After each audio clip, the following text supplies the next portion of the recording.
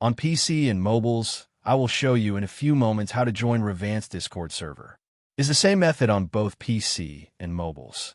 For this, we will open a browser on your PC or mobile. Can be whichever.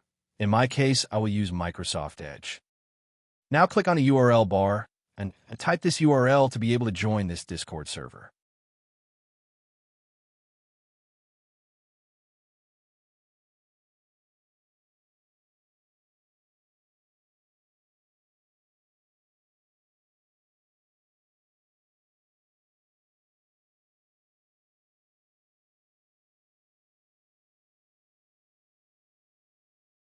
Doing this will automatically start your Discord application if you have it installed.